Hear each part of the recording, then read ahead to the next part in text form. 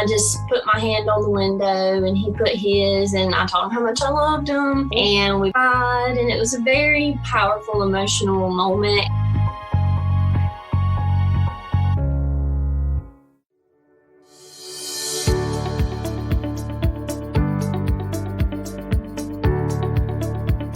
Hello and welcome to the very first episode of Senior Living Good News. I'm Terry Sullivan, the co-founder of AgingChoices.com and the co-host of Aging Choices Unfiltered. And I'm joined today by my co-founder and fellow co-host, Brenda Lamone.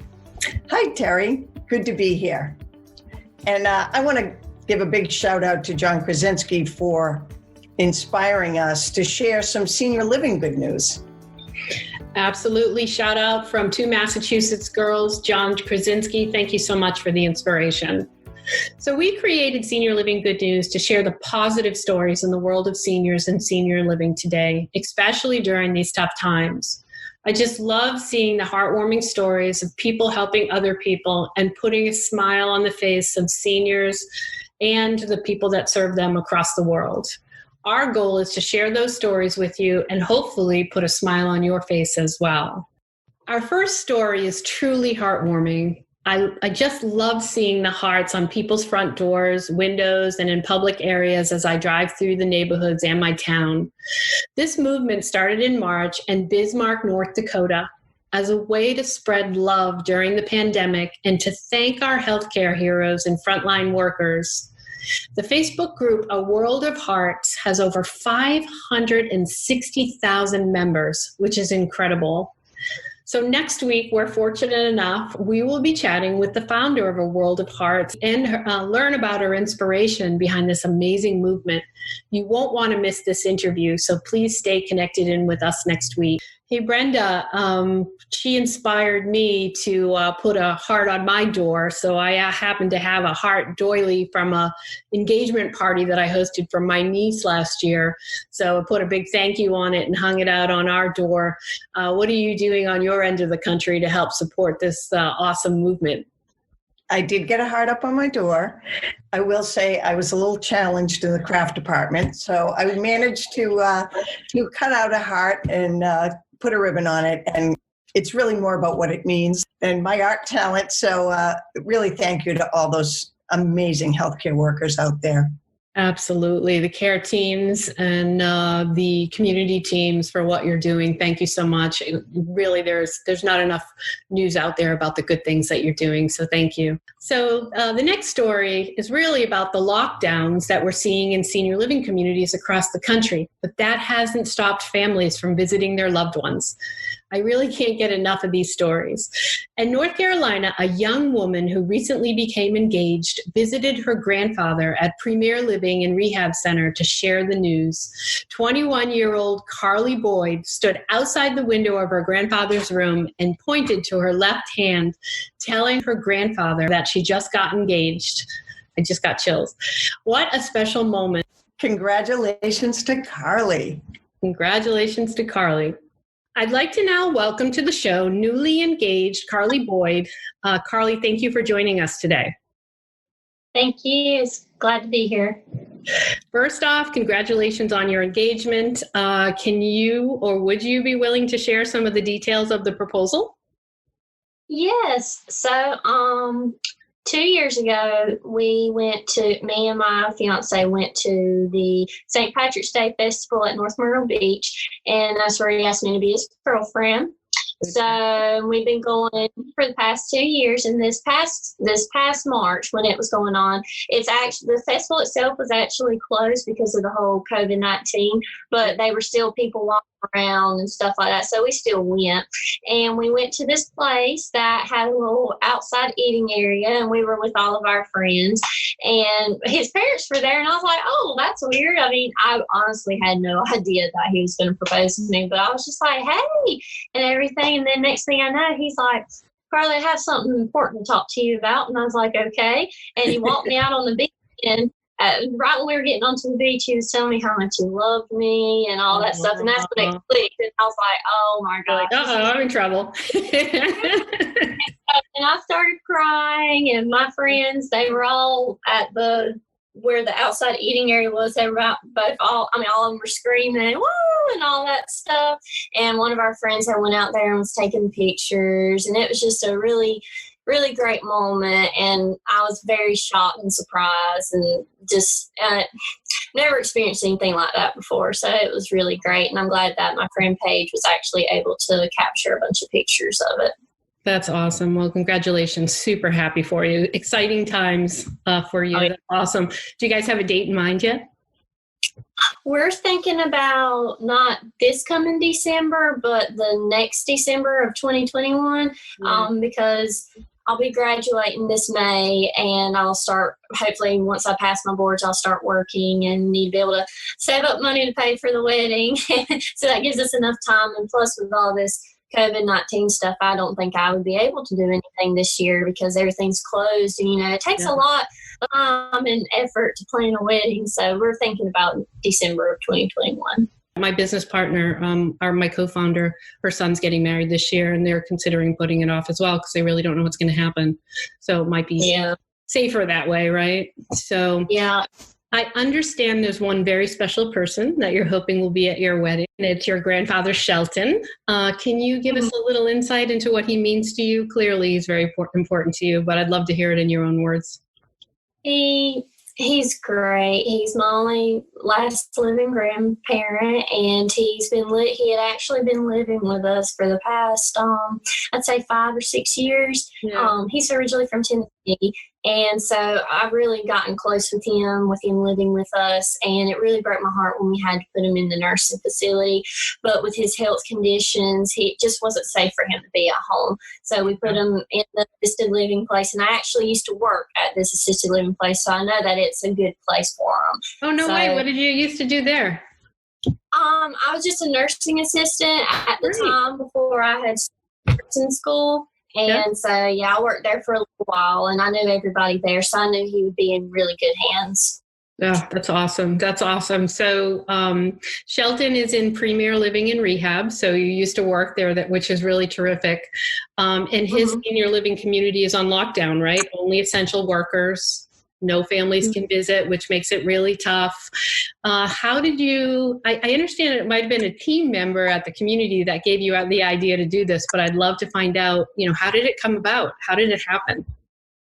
Okay. So we wash his clothes here at the house, and we bring him snacks and stuff to his room. So that particular day, my father had went to is you could meet them at the door, and they would bring you stuff, or you could give them stuff to take inside. And what they would do is if you were bringing something, they would leave it in a plastic bag to sit for 24 hours, and then they would give it to them just so that it would be safe. Yeah. And so when I was talking to them, they had just recently seen where I got engaged on Facebook since they knew me, and they're like, well, have you told your grandfather yet? And I was like, no, because I don't want to exactly tell them on the phone, because that's important information you want to tell somebody face to face. And they're like, and so I don't know how I'm going to tell them without seeing them. And they're like, well, you can actually just walk around to the window and we'll pull the blinds up and you can tell them that way. And I was like, really? Y'all are okay with that? And they said, yeah, of course. And so that's just when we walked over there, and I was able to see them. And do you want me to just tell you what all happened? Yeah, I would love to hear it. And I also, because I come from the senior living and the senior care world, is, I think there's a lot of news out there right now that's not super positive for senior living communities and skilled nursing communities or facilities. So I'd love to hear how the community teams support you as a family member as well. But I definitely want to hear the story about the engagement. So let it rip. So when I walked around there, they had walked around inside, and they pulled the blinds up, and he has dementia. So he was a little confused. He was like, come inside. Why are you outside? And I explained it to him, she can't come inside because of the virus and all that. And then he kind of was a little upset. But then that's when I was like, look, I'm engaged. And that's when he perked up, and he's like, when's the wedding? And I said, well, probably December of next year. And then he got a little down, and he said, well, I hope that I can make it, because he feels kind of trapped right now since he can't get out. And that's not the nursing home's fault at all. They're trying to keep him safe. And so, And so whenever that happened, I just put my hand on the window and he put his, and I told him how much I loved him. Oh. And we cried, and it was a very powerful, emotional moment. And I had no idea that they were taking pictures of me because the sun was shining on the window, so I didn't see them in the background. And so after left, finished talking to them, they texted me and they said, hey, we took some pictures. Do you mind if we put it on the Facebook page so other families know that they can come and see their family members like you did? And I'm like, yeah, sure. Just send me some because I want some of them. And they posted them, and next thing I know, it blew up. It blew up is right. I mean, it's awesome, really awesome. And we've been looking for the Senior Living Good News podcast that we're doing to bring really good news stories because it really, the industry really needs it. So that's awesome. Did he tear up, or what was his reaction like? He teared up. He was happy for me. And he teared up because he wanted to be able to hug me, and I teared up too because I wanted to embrace them, and just have that moment. But I'm super glad that I was at least able to do that through the window. Yeah, there's a lot of families out there that can't see their loved ones. My co-founding partner just lost her father last week. He was in memory care, and they just saw him before he passed. But it's challenging. Families are very challenged right now. So, but it's really great that you could bring happy and good news to him, which is, so positive. So it sounds like the community team there is really terrific, and they really care about the residents and really care about the family interaction.